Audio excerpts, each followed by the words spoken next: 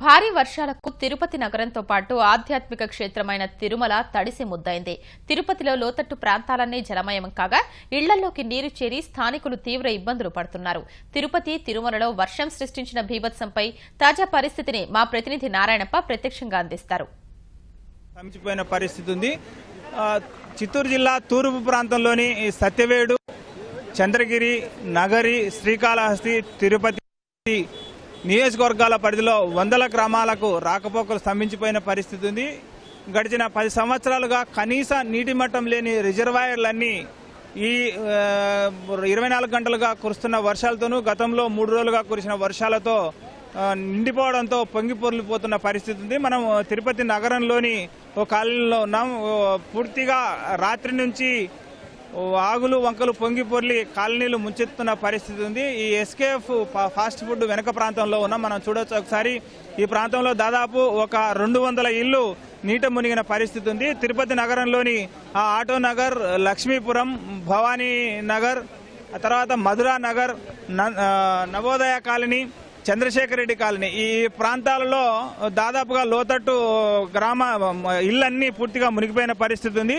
పురపాలక శాఖ rehabilitation centre ఏర్పాటు చేసి ఈ గుంపున గురవుతున్న ప్రజలను ఆ ప్రాంతానికి తరలించి సురక్షిత ప్రాంతాలకు తరలిస్తున్న పరిస్థితి ఉంది. ఇక్కడ ఉదయం నుంచి ఎడతెరిపి లేకుండా కురుస్తుండడంతో వాగులు వంకలు పొంగిపొరుతున్నాయి. అటు సత్యవేడు, శ్రీకాళహస్తి నియోజకవర్గాల పరిధిలోని దాదాపు జలాశయాలని నిండిపోయిన పరిస్థితి ఉంది. కాళంగి రిజర్వాయర్కు భారీ ఎత్తున వరద నీరు వచ్చి చేరుతుండడంతో రిజర్వాయర్ పూర్తిస్థాయి నీటి మట్టానికి చేరింది. ఆ నీటిని కిందికి వదిలేందుకు అధికారులు చర్యలు తీసుకున్నప్పటికీ కాళంగి రిజర్వాయర్కు ఉన్న 18 గేట్లలో 8 గేట్లు మాత్రమే పనిచేసి తెరుచుకున్నాయి. మిగిలిన 10 గేట్లు పూర్తిగా తుప్పు పట్టిపోయి నిర్వహణ లోపించడంతో అవి ఓపెన్ కాకపోవడంతో భారీ ఎత్తున వరద నీరు వచ్చి చేరుతుండడంతో పూర్తిస్థాయి నీటి మొత్తం 220 అడుగుల నుంచి 223 అడుగుల వరకు నీరు చేరడంతో కట్టకు ప్రమాద పరిస్థితులు ఏర్పడినాయి.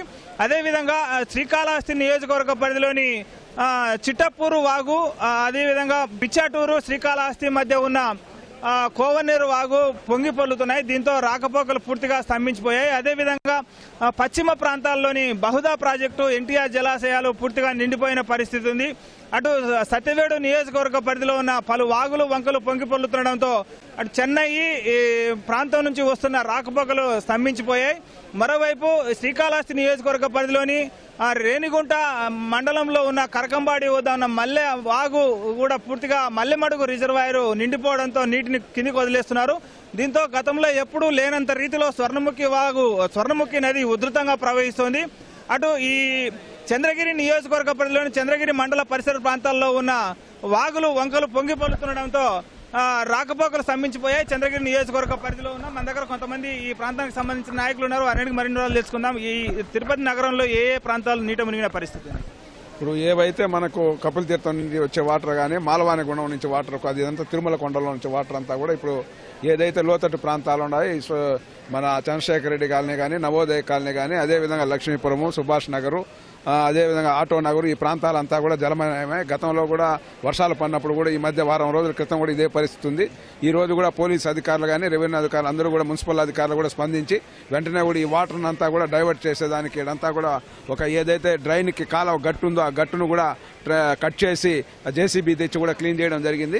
ఇప్పుడు తిరుపతి పరిసరాల్లో ఉండే ప్రాంతాలన్నింటిలో కూడా ఎక్కడ ఏ సమస్య ఉన్నా కూడా అప్రమత్తంగా కూడా మున్సిపల్ అధికారులు కూడా, కమిషనర్ గారు కానీ వాళ్ళ అధికారులందరూ కూడా నైట్ అంతా కూడా మేల్కొని నైట్ అంతా కూడా 2-3-4 పర్యాలు ఇక్కడ పర్యవేక్షణ జరిపి కూడా అప్పటికప్పుడు అధికారులకు ఆదేశాలు ఇవ్వడం జరిగింది. పోలీస్ ఎస్పీ గారి నుంచి అధికారులందరూ కూడా, పోలీస్ అధికారులు కూడా అప్రమత్తంగా పనిచేస్తూ ఉన్నారు. అదేవిధంగా రెవెన్యూ డిపార్ట్మెంట్ కూడా, తహసీల్దార్ అందరూ రావడం జరిగింది. అందరూ ఏది ఏమొచ్చినా కూడా అప్రమత్తంగా ఉండడం.